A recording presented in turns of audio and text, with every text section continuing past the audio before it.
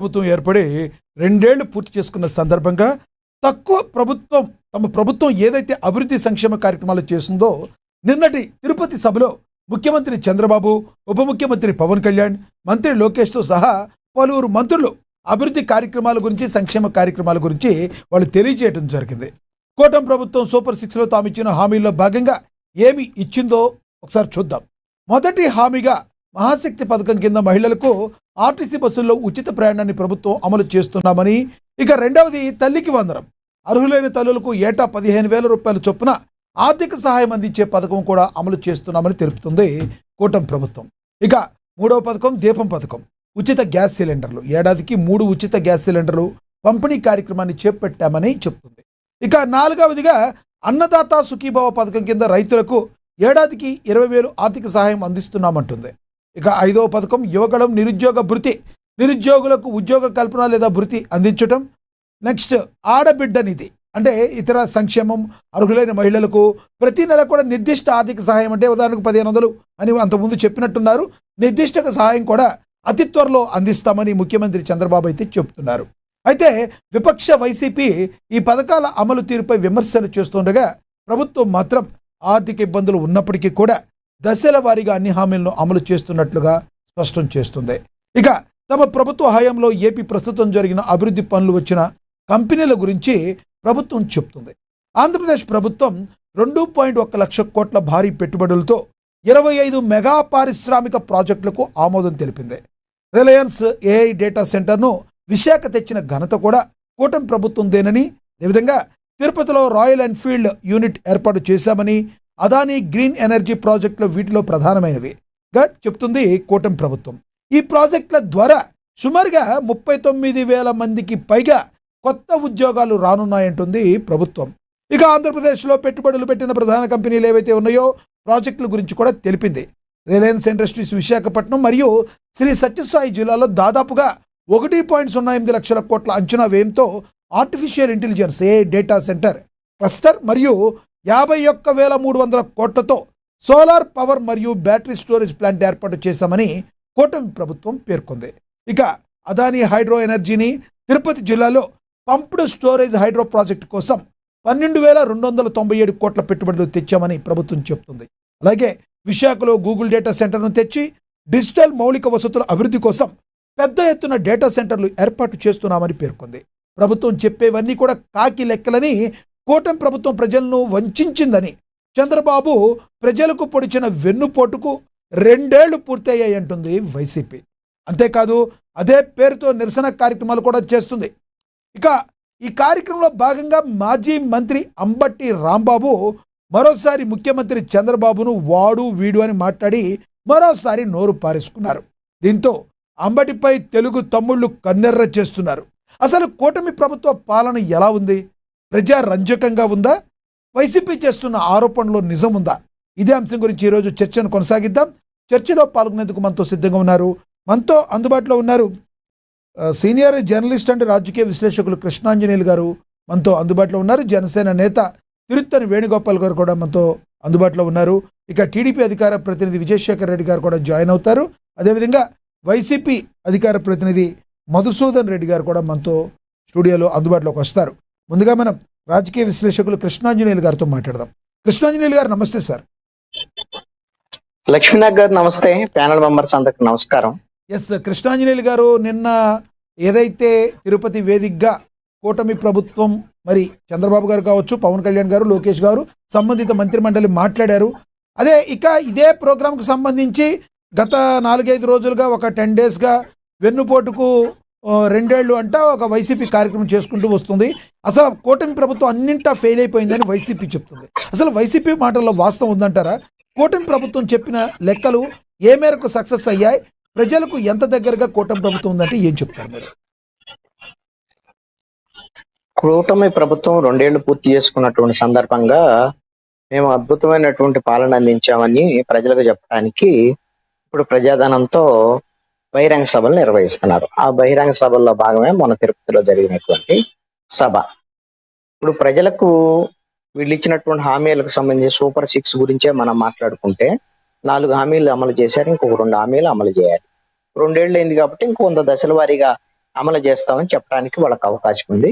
అది ఎన్నికల వరకు సాగదీయకుండా సాధ్యమైనంత తొందరగా మిగిలిన 2 హామీలను కూడా అమలు చేస్తే మంచిది. అదే విధంగా కేవలం సూపర్ 6 మాత్రమే కాదు కదా! ఒక 140, 150 హామీలు ఇచ్చారు ఎన్నికల సమయంలో అనేకమైనటువంటి ఆ హామీలలో ఎన్ని హామీలను అమలు చేశారు? ఇంకా ఎన్ని హామీలను అమలు చేయాలి? ఏంటి అనేటువంటి విషయం ఇవన్నీ కూడా ప్రజలకు తెలుసు. ప్రజలకి మళ్ళీ మేము సభలు పెట్టి మేము అది చేసాం, ఇది చేసామని ఎవరికి చెప్పేది. మీరేనా అమలు చేస్తే అలాంటప్పుడు ప్రజాధనం అంతా వినియోగం చేసి భారీ బహిరంగ సభలు పెట్టాల్సిన మీరు మొన్నే కదా ప్రధానమంత్రి పొదుపు మంత్రం పాటించాలి, ఆయిల్ తగ్గించాలి, పెద్ద పెద్ద సమావేశాలు మానేయాలి అని అంటే ఆ, తెలుగుదేశం పార్టీ మాట్లాడి ఐపీఎల్ పద్ధతిలో నిర్వహించారు కదా. ఇంతకు ముందు పద్ధతిలో 3 రోజులు నిర్వహించుకున్నారు, 2 రోజులు కుదించారు, ఇవన్నీ చేశారు. మా కాన్వాయ్లు కాన్వాయ్ రెండే పవన్ కళ్యాణ్ కాన్వాయ్ అన్ని ప్రచారాలు చేశారు, డ్రోన్ ప్రచారాలు చేశారు. మరి నిన్న బహిరంగ సభకి కోసం పెట్టారు, కొన్ని వేల మంది తరలించారు, కొన్ని వేల కార్లతో అందరూ. ఎందుకు ఇదంతా దుమారం ఎందుకు? మీరు ఆహా అంటే ఓహో మహా అద్భుతంగా జరుగుతుంది పరిపాలన అని చెప్పేటువంటి టీవీ ఛానల్స్ ఉన్నాయి కదా. ఆ టీవీ ఛానల్స్ తో ప్రచారం అంటే ఛానల్ అలాగే అడ్వర్టైజ్మెంట్ చేస్తున్నారు. టీవీలో మాట్లాడండి, ప్రెస్ మీట్ పెట్టండి. ముఖ్యమంత్రి, డిప్యూటీ సీఎం, మంత్రి నారా వీళ్ళు ప్రెస్ మీట్లు పెట్టి ఏంటి అని చెప్తే అందరికి రీచ్ అవుతుంది కదా. ఎందుకు ఇవన్నీ ప్రజాధనాన్ని చేయటం? ఇవేమి అద్భుతమైనటువంటి అద్భుతంగా అన్ని చేసేసారు కూడా చెప్పడం లేదు ప్రభుత్వం. ఇంకా కొన్ని చేశాను, కొన్ని చేయాల్సి చెప్తున్నారు. చంద్రబాబు నాయుడు కూడా చెప్పారు, మేము ఆ వైసీపీ ప్రభుత్వంలో ఉన్నటువంటి ఆ దోపిడీ, రాజకీయాలు, అవినీతి, అదేవిధంగా ఖజానా ఖాళీ అవ్వటం, ఈ నేపథ్యంలో మీ దౌర్జన్య పాలన లేకపోతే దివాళా తీసినటువంటి ప్రభుత్వం ఈ రాష్ట్రాన్ని మేము ఐసీయూలో ఉన్నటువంటి అందిస్తున్నట్టు అంతవరకు చేయగలుగుతున్నాం అని చెప్తున్నారు. ఐసీయూలో ఉన్నటువంటి పేషెంట్ అంటే ఆ పేషెంట్ ఇస్తాడో లేదో కూడా గ్యారంటీ లేదు. అంటే పూర్తి స్థాయిలో ఈ రాష్ట్ర విత్తనాలు మరి ప్రభుత్వం దగ్గర ఉన్నాయా అనేటువంటి తెలియదు చంద్రబాబు నాయుడు మాట్లాడితే. ఎందుకంటే ఎన్నికల సమయంలో ఏం చెప్పాడు? ఖజానా ఖాళీ చేశారు, 10 లక్షలు మేము సృష్టిస్తాం, సృష్టించి పథకాలు వైసీపీ ఇచ్చేదానికి అనే విషయాలు చెప్పారు. సృష్టి ఎక్కడికి పోయింది? ఇప్పుడు ఈ ఐసీయూలో పేషెంట్ ఎలాంటి కథలు ఎందుకు చెప్తున్నారు? అర్థం చేసుకోవాలి, ఏం జరుగుతుంది అనేటువంటిది.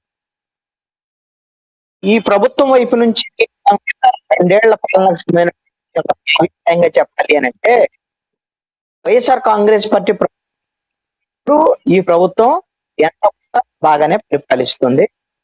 ఇంకొక వైపున డెవలప్మెంట్, ఇంకొక వైపు సంక్షేమ పథకం అమలు చేసేటువంటి ప్రయత్నం అయితే ఇది ప్రయత్నం మాత్రమే, అత్యధికంగా ఏమీ పరిపాలన ఏమి ఇంకా ప్రజల ఎక్స్పెక్టేషన్ రీచ్ అవ్వలేదు.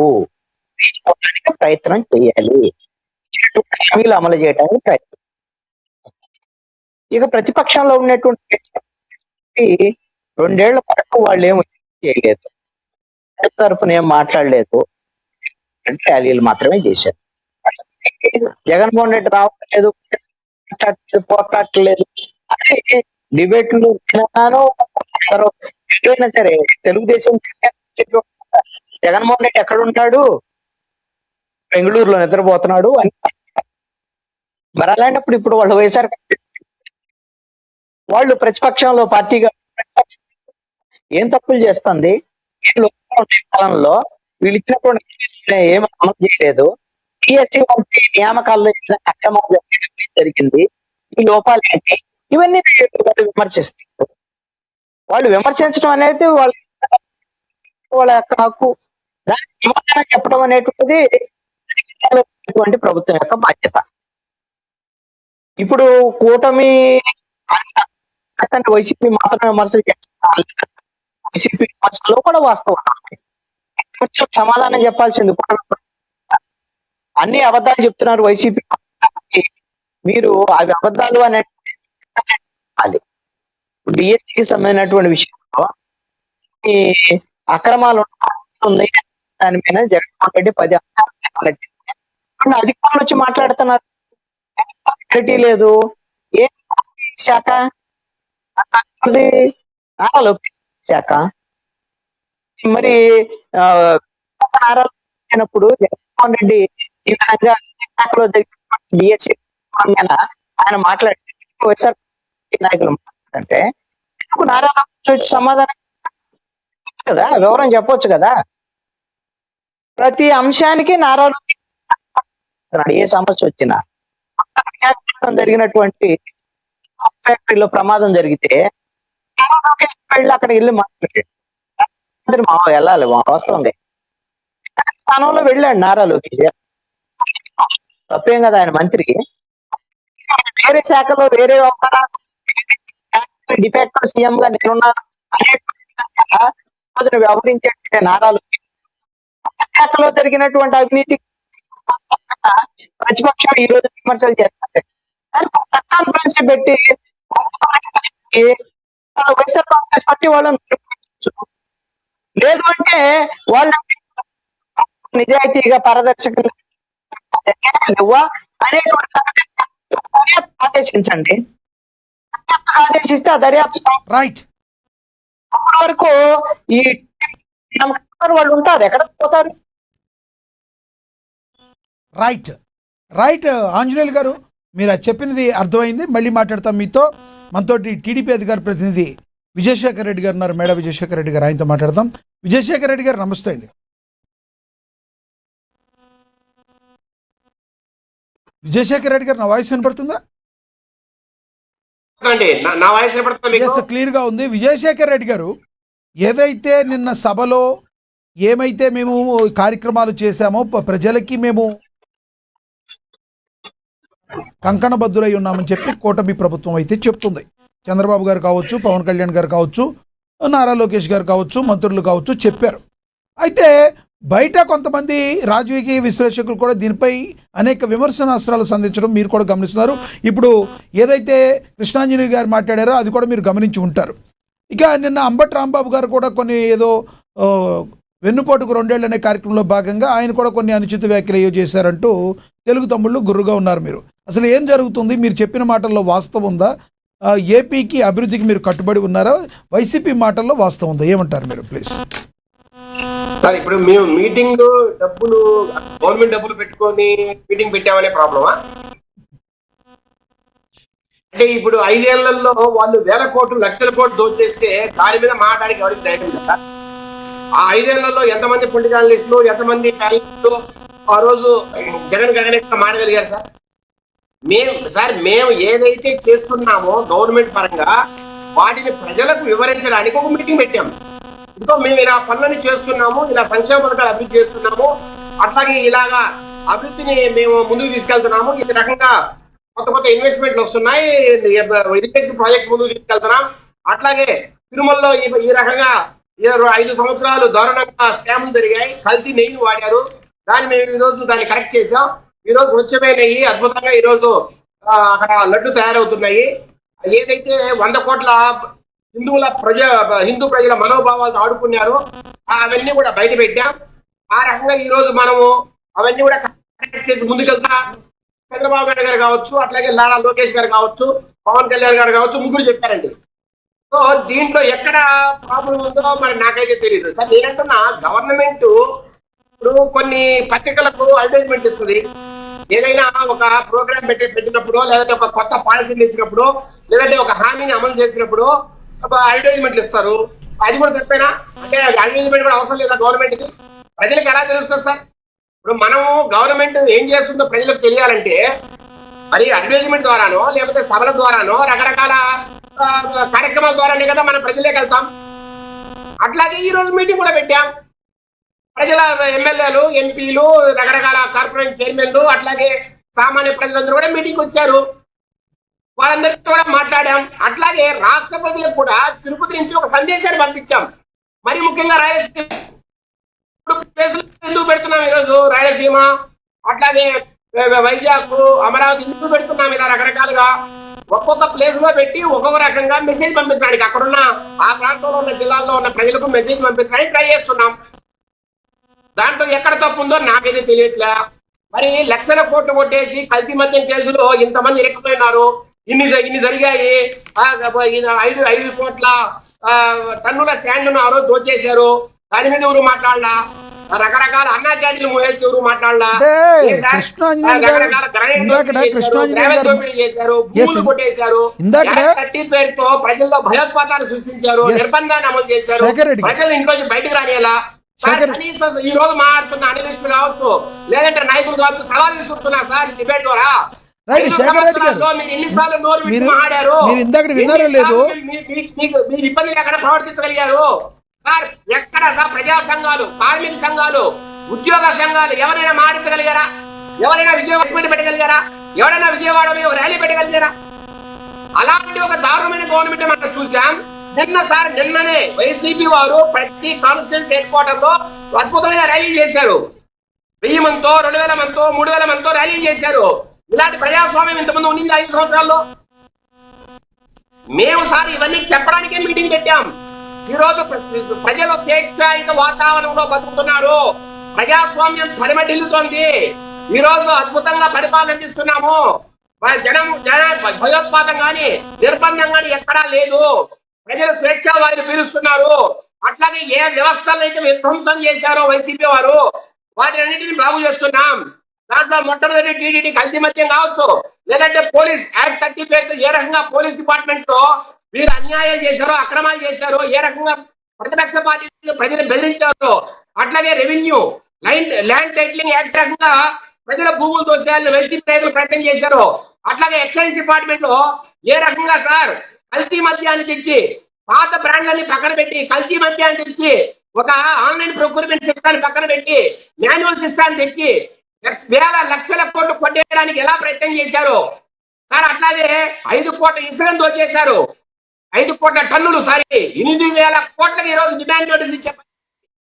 ఇలాంటి దారుణమైన పరిస్థితిని బయటికి తీసుకొచ్చి ఈ రోజు ఫ్రీ శాండ్ ఇచ్చారు. వాళ్ళు చేసింది వదిలేయండి, మీరు చేసింది కరెక్ట్ కాదు, వెన్నుపోటుకు 2 సంవత్సరాలు అని చెప్పి వైసీపీ చెప్తుంది. వైసీపీ చెప్పిన కరెక్ట్ గా సార్ ఈరోజు ఉత్తరాంధ్రకు ఇన్ని ఐటీ కంపెనీలు కరెక్ట్ కదా? లేదంటే ఆశ్రమెంటల్ తో 1,36,000 కోట్లతో స్టీల్ ప్లాంట్ చేస్తున్నాం, అది కరెక్ట్ కదా? లేదంటే 1,15,000 కోట్లతో డేటా సెంటర్ తెచ్చాం, గూగుల్ డేటా సెంటర్, అది కరెక్ట్ కదా? లేదంటే అల్లూరి సీతారామరాజు విమానాశ్రయాన్ని తెచ్చాం, అది కరెక్ట్ కదా? లేదంటే గ్రీన్ హైడ్రోజన్ కరెక్ట్ కదా? లేదంటే ఇన్ని కంపెనీలు వచ్చే కరెక్ట్ కదా? లేదంటే అమరావతిని ఈసారి 3 రాజధానుల పేరుతో అసలు ఆంధ్ర రాష్ట్రానికి రాజధానే లేదు, మీయేం బతుకులని మాట్లాడారు. మొన్ననే కవిత కొంత కవిత ఏం మాట్లాడారు, పొన్నం ప్రభాకర్ ఏం మాట్లాడాడు? మనకు సిగ్గు ఎక్కువ ఉండాల్సిన అవసరం లేదా ఆంధ్రప్రదేశ్ ప్రజలకి, ఆంధ్రప్రదేశ్ నాయకులకి? ఇప్పటికే మనకి రాజధాని లేక 10 మంది తిడుతూ ఉంటే ఇంకా సిగ్గు ఎక్కువ లేక మీటింగ్లకు వచ్చి ప్రెస్ మీట్లకు వచ్చి మాట్లాడుతున్నారండి. ఏం మాట్లాడాలి సార్? ఈ రోజుకైనా సార్ 3 రాజధానులు పక్కన పెట్టి ఈ రోజు ఒక రాజధాని మనం కట్టున్నాం, దానికి 64,000 కోట్లతో ప్లాన్ చేశాం. ఈ రోజు అద్భుతంగా పనులు జరుగుతున్నాయి. 28కో 29కో ఖచ్చితంగా పనులు అయిపోయి ఒక రాజధాని పొందే పరిస్థితి. అట్లాగే సార్ రాయలసీమ కాదు, ఇది రాయలసీమ అని మాట్లాడినాడు కొంతమంది. ఈ రోజు ఇక్కడ నీళ్లు మారుతున్నాయి. 360 టీఎంసీల నీళ్లు ఈ రోజు రకరకాలుగా ట్యాంక్స్ లో కావచ్చు, తర్వాత రిజర్వాయర్లో కావచ్చు నింపుకున్నాం. అట్లాగే sir green electricity, solar power కావచ్చు, విండ్ పవర్ కావచ్చు, ఈ రోజు లక్షల కోట్ల పెట్టుబడులు వస్తున్నాయి. Fighter jets, generation 5th generation fighter jets పరిశ్రమ 36,000 కోట్లతో ఈ రోజు పుట్టబడిలో వచ్చింది. అట్లాగే సార్ డ్రోన్ల పరిశ్రమ సార్ మొత్తం కేంద్ర పెట్టుబడులే లక్షలు. అట్లాగే సార్ ప్రతి ఒక్కరు బుల్లెట్ వేసుకుని తిరుగుతారు పొద్దున్న లేస్తే డుగుడు కానీ. అట్లాంటి రాయల్ ఎన్ఫీల్డ్ ఈ రోజు తిరుపతికి వస్తుంది. రకరకాల పరిశ్రమలు ఈ రోజు తడ స్టేజ్ లో ఈ రోజు పెడుతున్నారు. తిరుపతి చుట్టూ పరిశ్రమ వచ్చే పరిస్థితి. అట్లాగే హార్టికల్చర్ 25 క్లస్టర్లు పెట్టి పూర్వోదయ అనే ఒక 36,000 కోట్లతో ఈరోజు హార్టికల్చర్ ని ఈరోజు డెవలప్ చేయడానికి రాయలసీమలో అద్భుతంగా ప్లాన్ చేస్తున్నాం. ఇన్ని చేస్తూ ఉంటే, ఈ రకంగా ప్రతి ప్రాంతాన్ని డెవలప్ చేస్తూ ఉంటే ఇవన్నీ వినుకోట సార్ ప్రజలకి. సార్ 6 లక్షల ఉద్యోగాలు ఇచ్చాం, 21 లక్షల కోట్లు పెట్టుబడులు ఈరోజు తెస్తున్నాం. దాంట్లో 8 నుంచి 13 లక్షల కోట్లకి ఈరోజు గ్రౌండ్ బ్రేకింగ్ పనులు జరిగాయి. ఫౌండేషన్ వేసాం, ఆ ప్రాజెక్టు కడుతున్నారు, తర్వాత ఫ్యాక్టరీలు కడుతున్నారు. అవన్నీ ఒక సంవత్సరం అన్నలో పూర్తవుతాయి. పూర్తయిన వెంటనే దాంట్లో కూడా ఉద్యోగాలు వస్తాయి. సార్ 20 లక్షలు కాదు 40 లక్షల ఉద్యోగాలు వచ్చిన ఆశ్చర్యపోవాల్సిన అక్కర్లేదు. 2029 ఎలక్షన్ నాటికి 20గా సార్ 40 లక్షల ఉద్యోగాలు వచ్చిన ఆశ్చర్యపోని పరిస్థితి. ఈ రకంగా సార్ ప్రతి దేశానికి వెళ్తున్నాడు నారా లోకేష్ గారు. అక్కడ కొత్త టెక్నాలజీని మాట్లాడుతున్నాడు, అక్కడ ఉన్న కంపెనీలతో మాట్లాడుతున్నాడు, వారిని మన రాష్ట్రానికి ఆహ్వానిస్తున్నారు. సార్ ఈ రోజు మెగా షిప్ బిల్డింగ్ క్లస్టర్ దుగరాజపట్నంలో 35,000 కోట్లతో కేంద్ర ప్రభుత్వం ఈరోజు పెడుతోంది.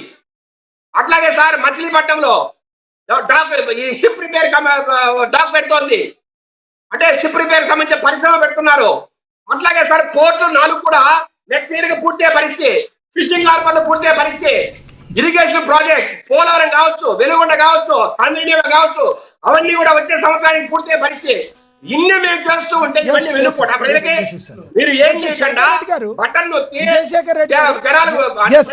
నిన్న చెప్పారు విజయశేఖర్ రెడ్డి గారు అదే డబ్బులు జే బ్రాండ్ల రూపంలో 1,00,000 కోట్ల పైన మీరు అదే డబ్బులు తిరిగి మీరు జోబులోకి నింపుకొని మీరు మీ సామంతరాజులు మీ జోబులు నింపుకోవడానికి మీరు ఉపయోగించి ఈ రోజు మళ్ళా మీరు ఏం మాట్లాడతారు? విజయశేఖర్ రెడ్డి గారు నిన్న అంబటి రాంబాబు గారు మాట్లాడింది ఒక బయట ప్లే అవుతుంది, చూద్దాం.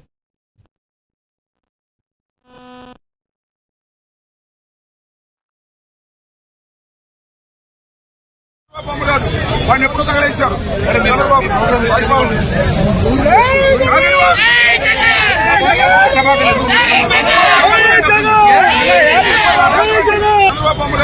వాడిని ఎప్పుడు తగలేశారు చంద్రబాబు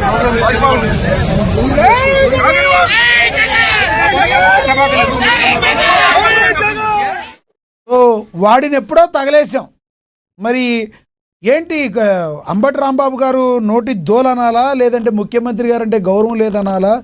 దీని మీద మరి ఏ రకంగా మీ ప్రభుత్వం రియాక్ట్ అవబోతుందంటే ఏం చెప్తారు?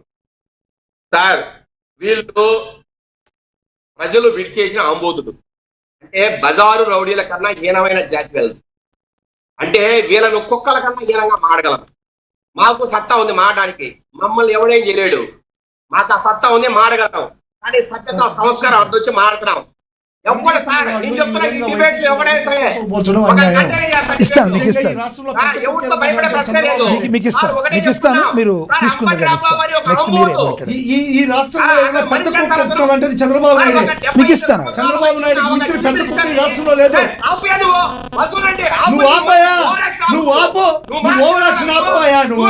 మధుసూదన్ రెడ్డి, ఎవరు మధుసూదన్ రెడ్డి గారు, సీనియర్ మోస్ట్ 50 చంద్రబాబు నాయుడు. మధుసూదన్ రెడ్డి గారు, నేను మీకు ఇస్తాను, మీరు హుందాగా మీరు వెళ్ళి మాట్లాడిద్దరు కానీ మీరు అపోజ్ చేసేది మీరు చేతులు కానీ. సార్ ఒక్క మాట చెప్పండి, ఒక్క మాట మీకు ఇస్తాను, ఆగండి, మీరు మాట్లాడిద్దరు కానీ ఆగండి. ఎస్ విజయశేఖర్ రెడ్డి గారు కంటిన్యూ చేయండి, హుందాగా మాట్లాడండి. ముందు మీ నాయకులకు బుద్ధి చెప్పండి, మనుషుల్లాగా ప్రవర్తించడం నేర్పించండి.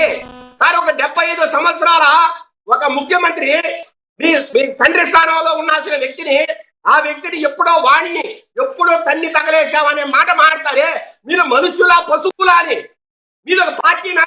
నరాంతకులు, గూండాలు, హత్య రాజకీయాలు చేస్తే నేర సామ్రాజ్యం చంద్రబాబు నాయుడు గారి యొక్క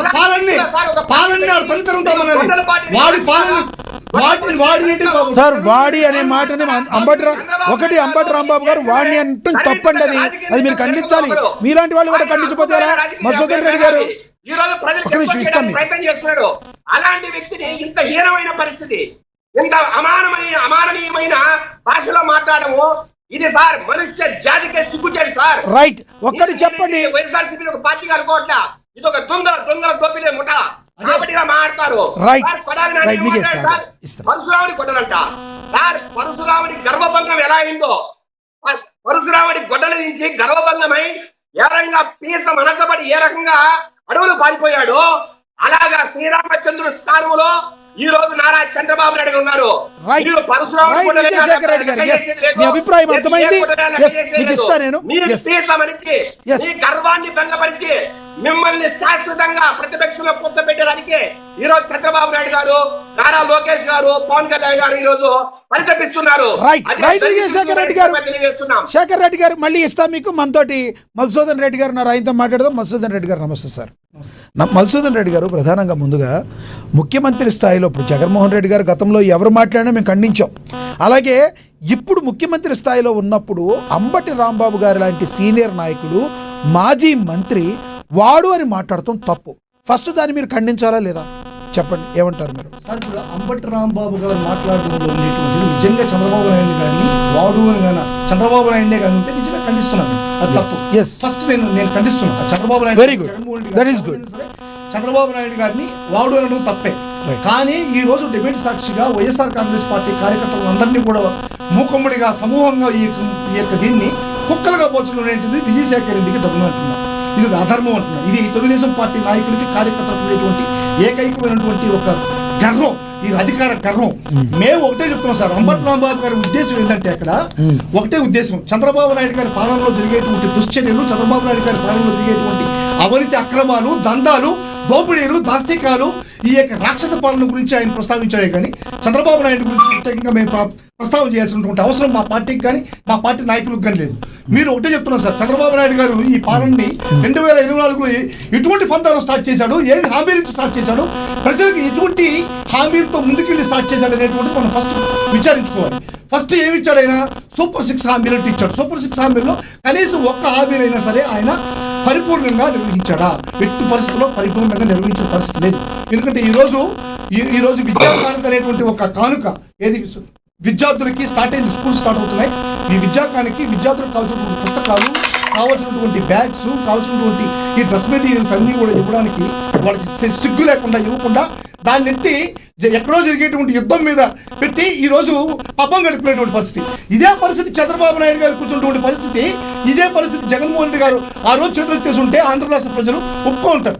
ఎందుకంటే ఆ రోజు అతి భయంకరమైనటువంటి ఒక COVID-19 అనేటువంటి ఒక మహమ్మారి, ఒక తల్లి బిడ్డ, భార్య భర్త, అక్క చెల్లెలు, అన్న తమ్ముడు, కుటుంబ సభ్యులు కూడా చూసుకోలేనటువంటి పరిస్థితి, ఒకరినొకరు చూసుకోలేని పరిస్థితి, ఇంట్లో తండ్రి చనిపోయినా కానీ బిడ్డలు ఆ శవాన్ని చూడలేనటువంటి పరిస్థితి.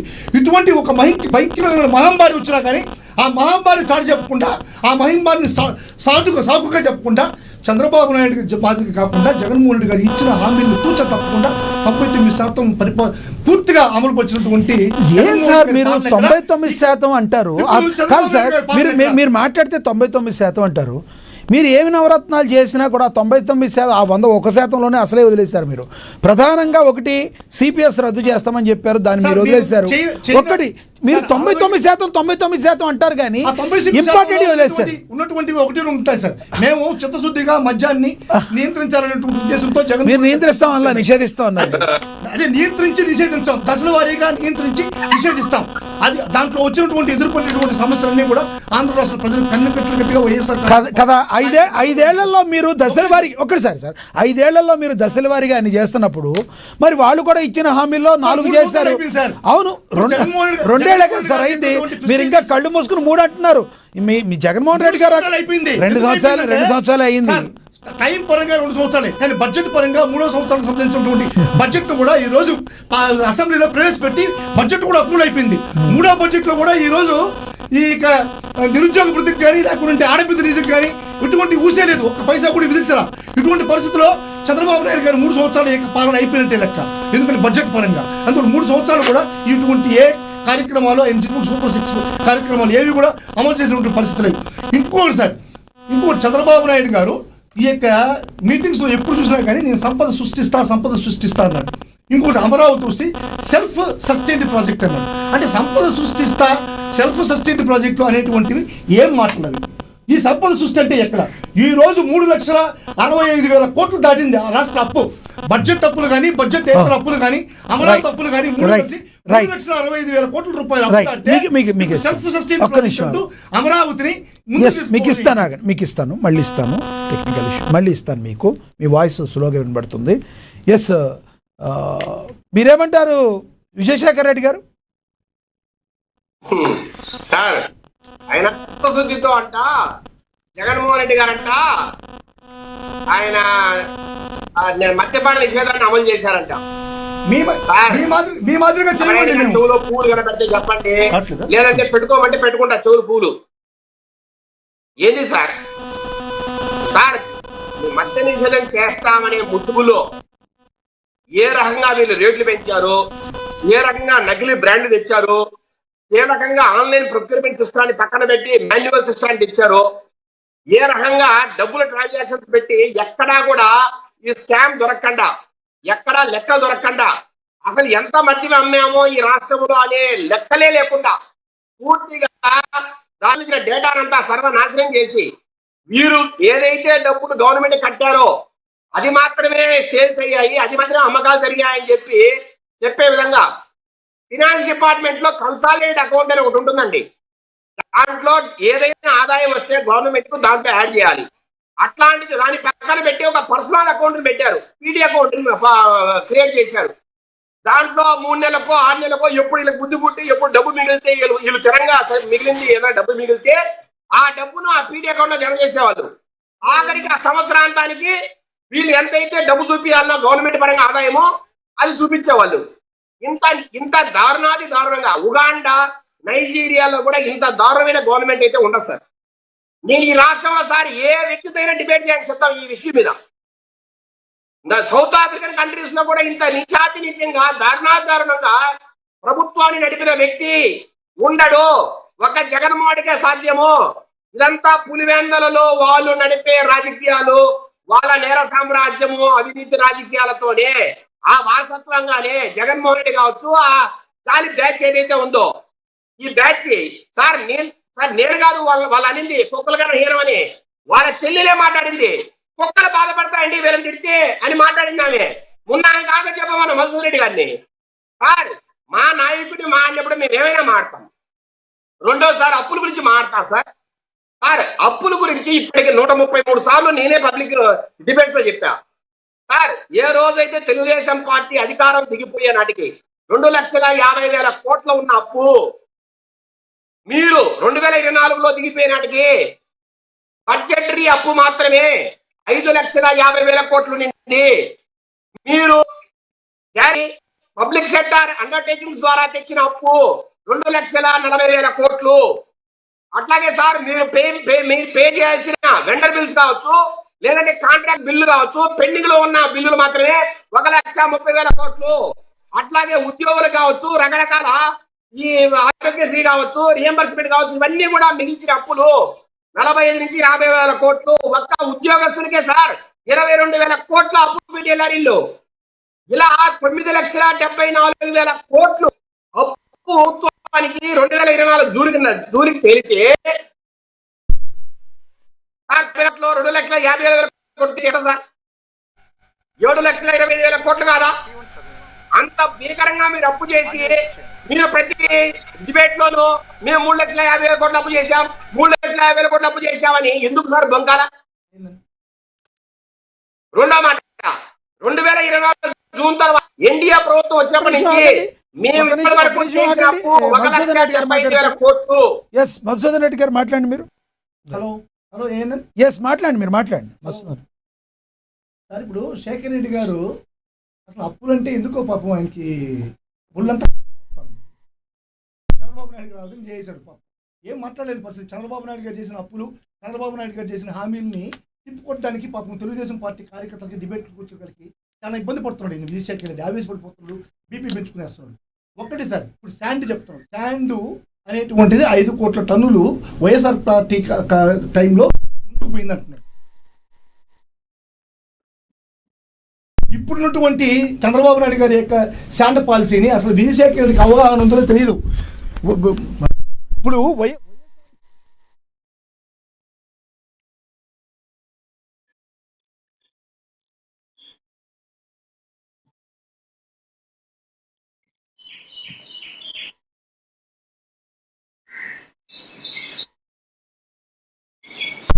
ప్రతి టన్నుకి 425 రూపాయలు సేలరీస్ ఛార్జెస్ అంటూ మన ప్రభుత్వానికి చెల్లించి అక్కడి నుంచి తీసుకుపోయేటువంటి పరిస్థితి.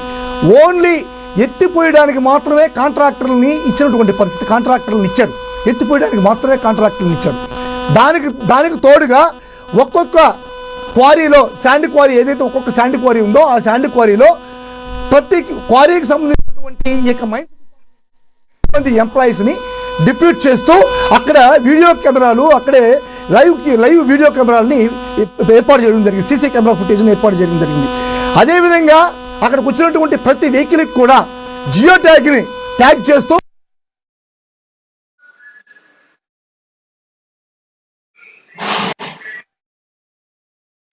లక్ష్మీనాథ్ గారు వినపట్ల మాకు.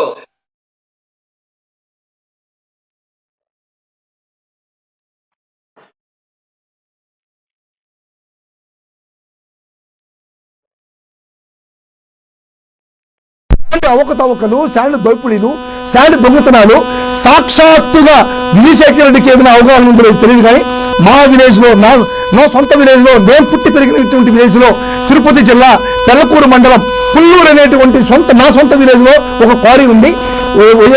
తెలుగుదేశం పార్టీ నాయకులే అక్కడ సాక్షాత్తు ఎమ్మెల్యేల సమక్షంలో ఆడ క్వారీ నడుస్తా ఉంది.